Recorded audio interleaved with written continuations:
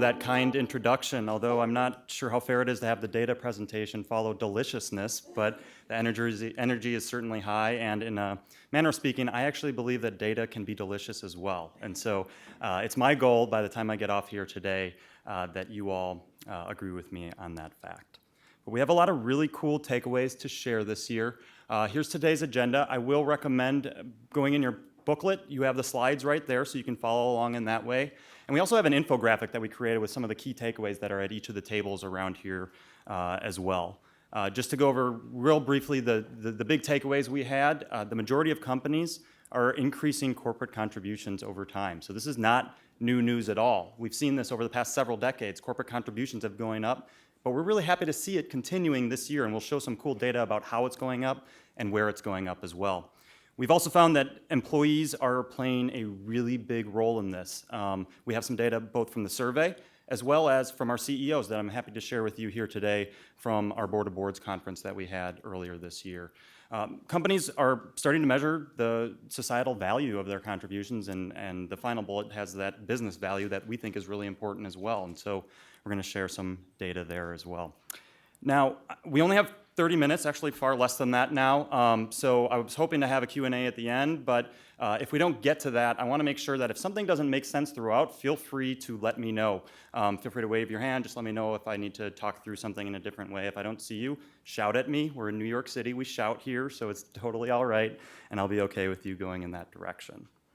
But to start, I wanted to thank all of the companies that responded to our survey this year. We had 261 companies respond. And this is a new record. As you can see, it's been generally increasing since we began back in 2001. And this equated to $25 billion in total giving. Now, that's a really large number.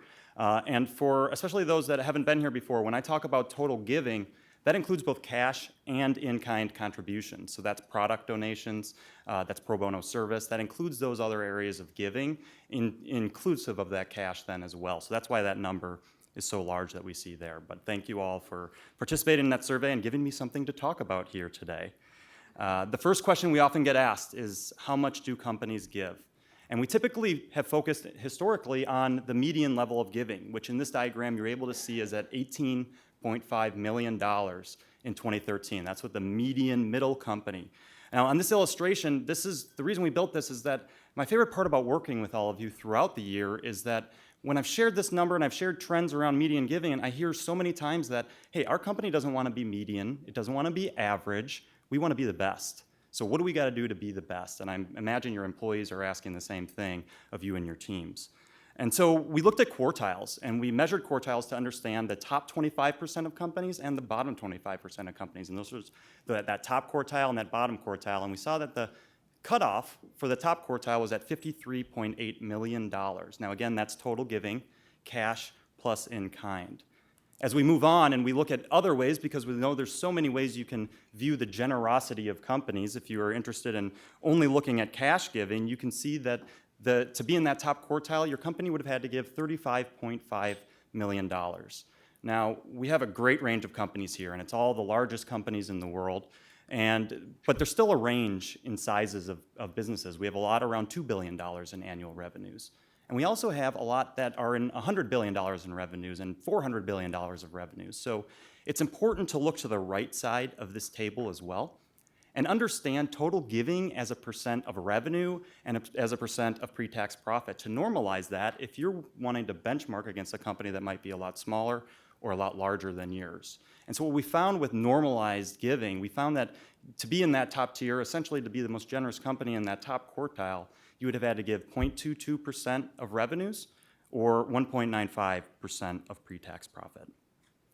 Now, by industry, we still wanted to give a taste of the benchmarking that we have here. So, this is just a taste of the kind of benchmarking that we can do. Margaret talked about Carmen Perez a lot, so she's my partner on the research team, and she can get this data in so many different ways. So here we have the median total giving as a percentage of pre-tax profit. If you're looking to even dig deeper into your industry, so if you're in consumer discretionary and you want to get at, well, what if we want to look only at consumer discretionary retail firms? We can get at that kind of detail for you, and we just ask that you reach out to us and let us know because we're excited to work with you. This is just the start of the conversation, but this is a great way for you to look at how much your company gives as a percentage of pre-tax profit and explore where you are in the range within your industry compared to the median. So now that we've talked about how much companies give, we also wanted to look at how corporate giving has changed in recent years. And so with that, we look first at our favorite way to look at how giving changed. We have this distribution chart. And so on here, you track along the bottom, and you're able to see the different percent changes we saw since 2010. So you might ask, well, why 2010? The reason is we wanted to look definitively post-recession. Last year, we told a big story about how giving evolved during the global recession that we saw centered around 2008 and 2009. And this year, we wanted to look past that and look over the past recent years at how giving has changed. And what we found is that 64% of companies are increasing giving. These are the companies on the right side where they're increasing in different tiers here. Now, this is important. This is inflation-adjusted numbers, so we did get them on the same year within that regard. And where we often like to go next is to look specifically at the far right of the chart that you have in front of you at these, what we're calling community investors for the sake of the conversation here today. These are the companies that are increasing their total giving by more than 10%, so 10 to 25 and then 25 and beyond since 2010. And on this next slide, we go to a table where we look specifically at those community investors, those companies giving more than 10% more than where they were in 2010. And we compare those to all other companies that are on that distribution chart. So everything that isn't circled here is a part of that group that's in all other companies. And we found a few interesting takeaways. We talked a lot last year about this growth in non-cash. The companies that are giving more are focusing a lot on non-cash giving. So this is that product donations. This is pro bono services are growing for a lot of companies, and that's taking up a bigger part of how the companies are increasing giving. Another interesting takeaway that we have here is cash is also increasing for these community investors. That was a change from last year where we found the companies that are actually increasing non-cash gifts are also more likely increasing their cash gifts as well. And we see that centered in the direct corporate cash account. So we're not seeing wide swings with the foundation giving. We're seeing that more with direct corporate cash giving, and that grew by 29% for this group. Now, we're not seeing foundations being shut down or anything like that. We've just found they're more steady over time, and if we see large increases, and I'll show where those increases are going in just a moment, it's coming from the direct corporate cash account. Now, looking at the bottom of this, we were intrigued by the growth that we saw in median revenues for this full set of companies. As revenues are indications of how business has changed over that time, what we found is that community investors had increased revenues of 11% since 2010, whereas all other companies were closer to flat with a negative 3% during that same time frame. Now, as we look back to all companies that are in our sample this year, we found that revenues have generally increased from 2010 to 2013. Now, you'll note in 2012 to 2013, we saw a dip, but we're still up after adjusting for inflation from where we were in 2010, so we've seen giving going up. So when we looked at this, we weren't necessarily surprised that giving had increased since 2010. But this next slide was where we actually found some surprise, and I know you'll think I'm a total nerd, but these numbers are very small changing, but this is giving as a percentage of revenue by year. And this is for companies that responded to our survey, and each year, that's what we mean by match set within this for all of these charts. And so while numerically we're seeing a small change here in giving as a percentage of revenue, the implications are huge. And the reason is that we know revenues are growing. So mathematically, we know that as revenues grow, for this proportion to change and increase by this much, giving is going to have to grow by that much more. So, for example, we talked about the median company having around $18 million in giving. Now, if their revenues were to grow 5%, to show this kind of change, their giving would have had to change by 15%. So it shows how much companies are investing into their community, even compared to how their businesses are growing. And we think this is important because we know at your companies, there are so many different opportunities for reinvesting your funds. They could go back into the business, they could go to shareholders, whatever that might be, but this indicates that communities are really getting prioritized by a wide variety of companies. Now, by industry, we actually saw a big takeaway here was that 92% of consumer staples companies have increased giving since 2010. That's almost all the companies that are within our match set from consumer staples. And a key driver behind that is the non-cash resources that I mentioned before. So we're finding that with a lot of these companies, they're taking that extra effort to get the product that otherwise might be thrown away into the hands of somebody that needs it. And what we've heard is that this is really a way to align with business strategies. So strategies around sustainability oftentimes have goals around limiting the amount of waste that goes to landfills. And so to align with that and to find a home for this product has been a priority for a lot of those companies that either make product or sell product in a big way as well. The number one reason we heard for companies giving more is that business performance is improving. So I showed a while ago revenues have been increasing for the median company. But we also heard within the qualitative responses that it's not just in the past. Some companies set their budget based on historical profits or revenues.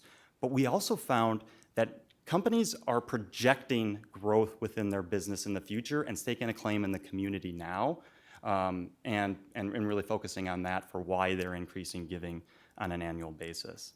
Now, this final text box here is an interesting one because we've heard a lot, especially over the past 5 years or so, about this increasing focus on strategy within corporate giving.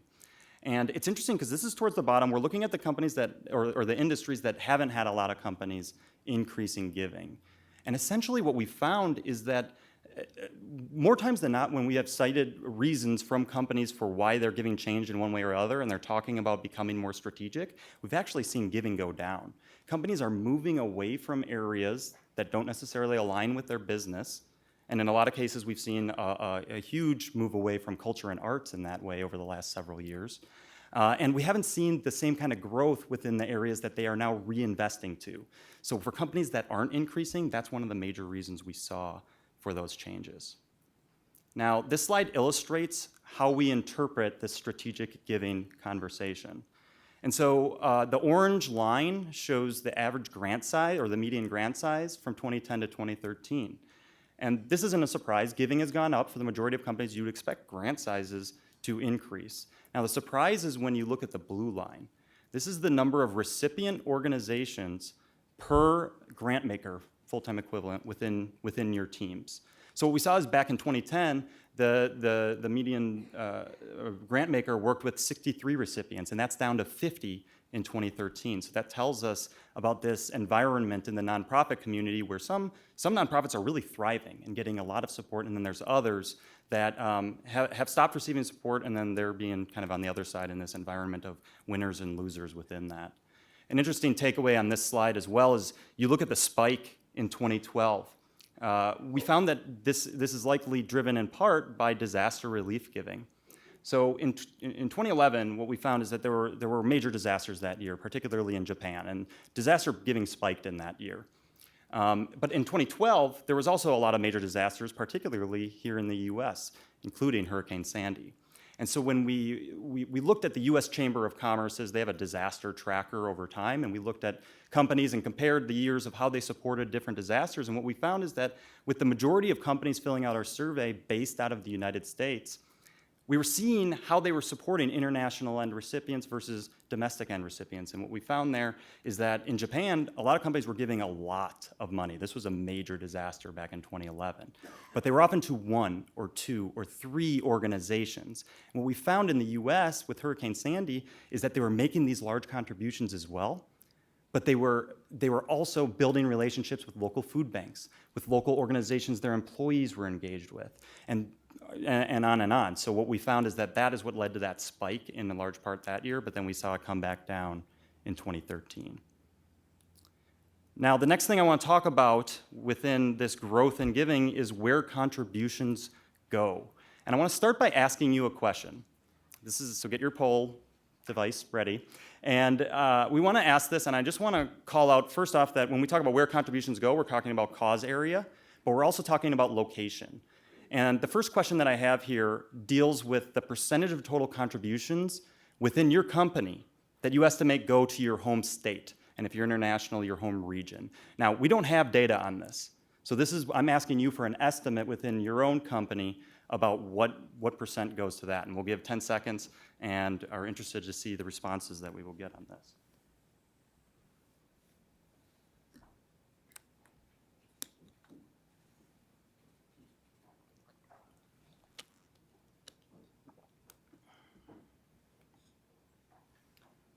Okay, just about out of time. All right, so a really wide range around there. It looks like number 3, 11 to 20% got the highest, and then the second highest is right there at 21 to 30%. So the reason we wanted to ask this was rather selfish on my behalf, but we get asked about this a lot. And we don't ask about this within our survey, and so we know it's something that we want to find data on. And I guess the key takeaway for you is that if this is something you're interested in learning about, or if there are other areas that we're not asking about, we're not talking about in our survey, please contact me. My email's at the end of this presentation, and I want to hear from you, and you can also come talk to me. I swear I'm not that bad of a guy. So would love to hear from you throughout the week, too, if there are certain areas that you'd like us to look into in the future. But we also wanted to look at cause area. When we pulled up by cause area, we found that education was the most popular program area for the second year in a row. Last year was the first year that we saw education as number 1. And this hasn't necessarily been driven by growth within companies. It's more as we've grown our sample and become more representative. What we found is that total education support is so big for so many companies out there. And as we expand globally and we expand to further reaching parts of the country, we're just finding that it's naturally become a very major part of a lot of different companies' types of programs. Now, year-over-year trends within overall program area giving, we found that the fastest growing area was in community and economic development. This was up 34% in 2013 compared to 2010. And we showed the aggregate amounts here because we wanted to spotlight, again, the corporate direct cash, which is down in the bottom. It's that dark blue. And you can see that that is the area that's grown. And then as you add them all up on 2013, on the far right of this chart, you're able to see it was more than $1 billion in support for community and economic development. And that's compared to less than $800 million back in 2010. And we've seen this growth specifically within that corporate cash areas. And the interesting thing here too is that this isn't just financials. Financials have obviously been playing a big part in this, but it's across a lot of different industries that are working in areas like workforce readiness, which aligns with that focus on education that a lot of companies have, focus on financial capabilities development, as well as empowering marginalized communities in developing or emerging economies. And that leads to the next point that we have on here, that we've actually seen international giving grow over time as well. So this is mainly consists of manufacturing companies are driving a lot of this growth, and a lot of that is in Asia and the Pacific, where they're running a lot of their different operations just generally within our overall program. And an interesting part as we dug into where those funds were going internationally was that environmental support was a lot higher internationally than it was domestically. And again, thinking that 92% of our samples in the US, we know from talking to a lot of our companies that there isn't necessarily a lot of environmental grant making sometimes within companies, because they're trying to improve their operations and the sustainability of their supply chains, and that's how they're going to be making their difference. What we're finding is that we're not seeing that as much internationally, perhaps because they may lack the infrastructure to invest in that sustainability initiative the same. So to make that kind of difference, they're making grants internationally where they're expanding their businesses. Now, we have a lot more information on global giving trends. I would recommend downloading Giving Around the Globe if you haven't yet. This is a terrific report. It's written by my partner on the research and measurement team, Carmen Perez. Carmen, are you here? She's around here somewhere. I know she is. Say hi.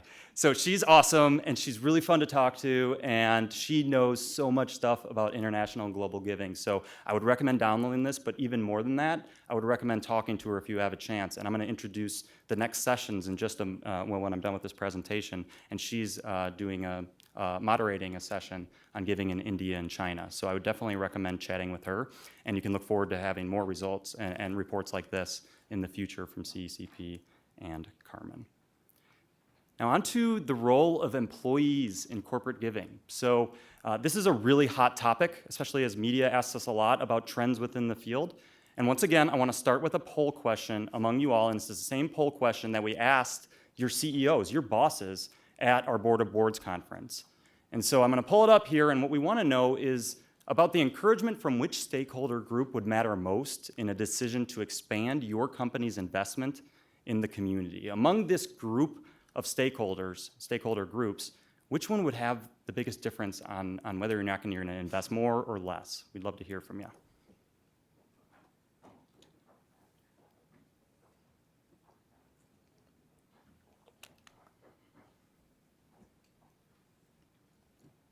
All right, we're out of time. Board of directors, number one at 42%, followed by 22% employees. That is a really interesting takeaway, and it aligns with what I expected when this question would be asked among the CEOs as well. And so what we found here, and as well as customers, I was actually very interested in the fact that customers fell behind some of these groups as well. I'm trying to push on.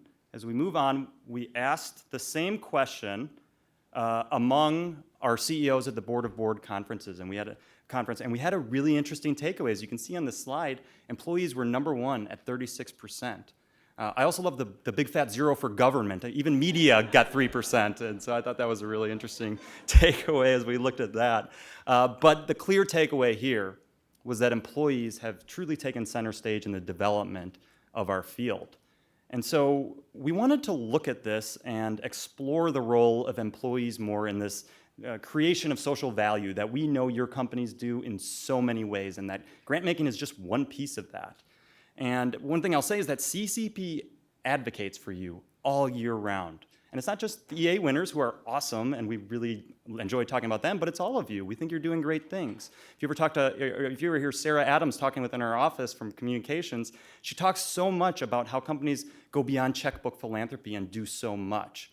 And so that's where we wanted to look not only at CECP's total giving, that cash plus in-kind contributions that I've been talking about up until this point, but to get that full effect, focused on that lifeline of your businesses, the employees, we wanted to understand the employee effect as well. So we looked both at employee gifts that are leveraged to your companies, oftentimes through payroll deductions and encouraged by matching gifts, but also employee volunteer time. And this employee volunteer time is specifically on company time, because we know that can play a big role on that, and we can get a value at that. We work with the independent sector for that volunteerism to understand the overall dollar value of volunteering, especially when it's on company time. And what we found is that when you put it all together and you get statistics behind it, we found that the employee effect was really large. It was 23% of the overall value that companies are bringing to society. And so we know there are other things. There's customers that you work with.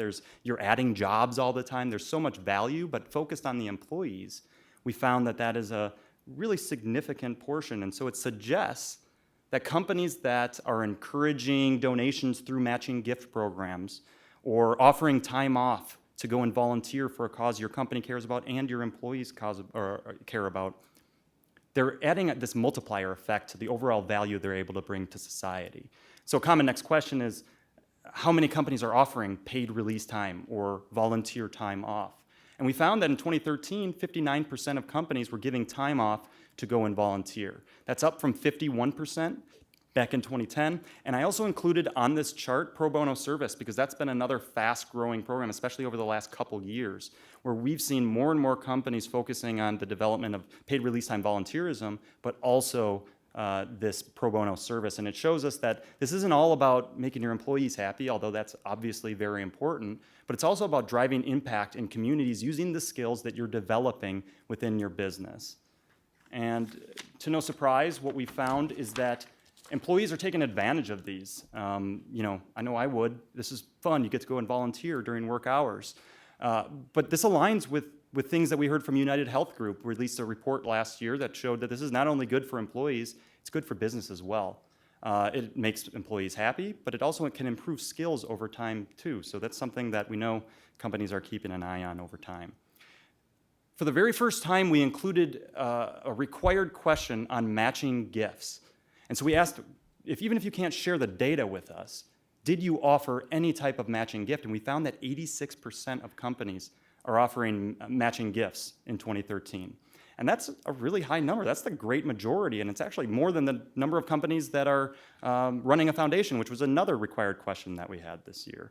So we can see that this is an area that is of great interest, and we also asked very specific questions that we're going to get into in a deep way in giving and numbers, where we looked at how companies are strategically focusing matching gifts. So this doesn't necessarily take away from your strategy. We learned that the majority of companies are focusing to specific nonprofit partners, or to specific cause areas that align with business strategies, and you're able to see the different types of programs that were most popular there. So we're going to close the employee engagement section with one final poll question. We wanted to ask which tactic you believe is the most effective for increasing employee satisfaction with your company.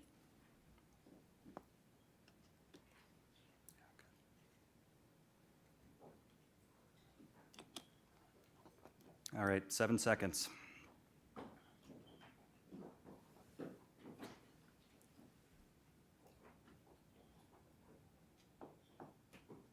Very interesting. So number 3, volunteer time off at 47% blew the other ones away. That's really interesting, especially because we know that only 59% of companies within our match set are offering these types of programs. So that shows the weight that's going on this and why it's trending upward so much with that focus on volunteer time off. We also asked a number of questions on how companies are measuring the value of their employee volunteerism, and what we found most often is that companies were looking at job satisfaction ratings, skills development, corporate reputation scores, things of that matter. And so if you're ever interested in benchmarking more on those topics, we're happy to share with you some of the results we got there for how companies are looking strategically at the effect this is having on business.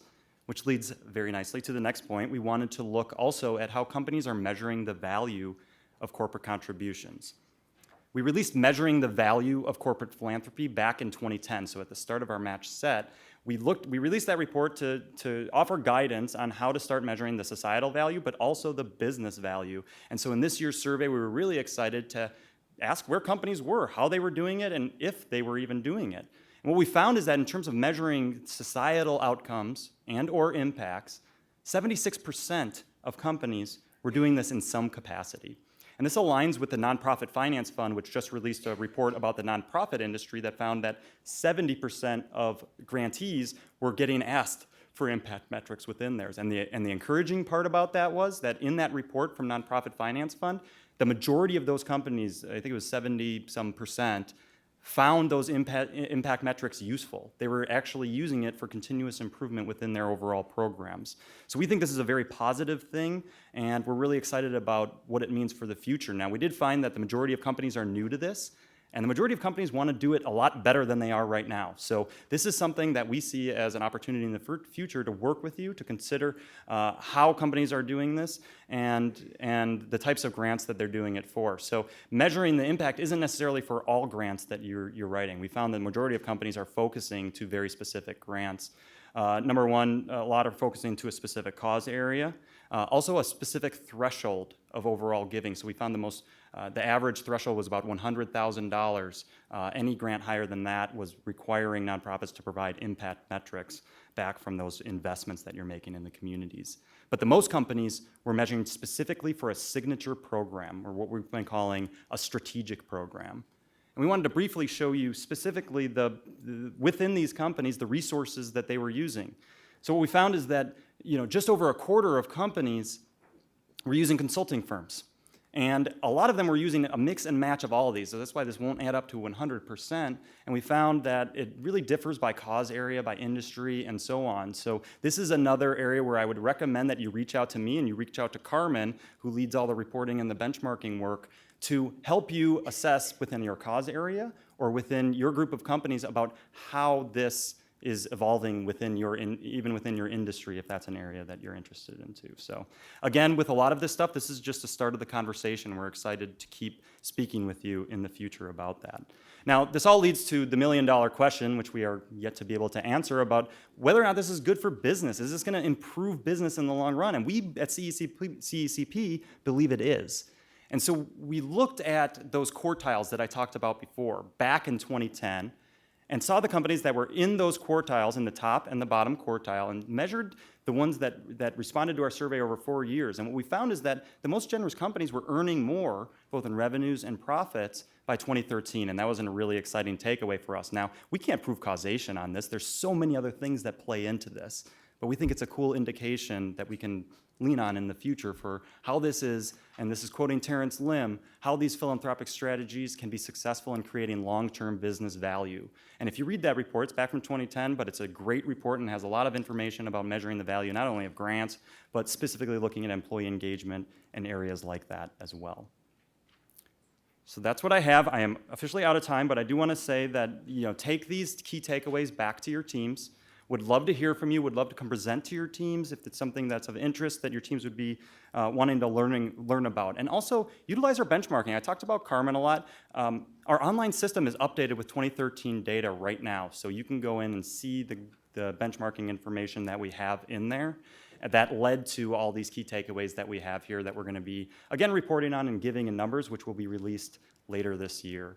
And finally, I want to just give a call out, a special thanks to you all, but also to Kate Crisali, who was our intern this year and helped with a lot of the research that was put into this. She's in the back. She's took an internship with JP Morgan this summer, and if you get a chance to talk to her, she's really cool too. So I would recommend having a conversation with her, and we look forward to hearing from you all over the next year. This is just the start of the conversation. So I'm actually, thank you.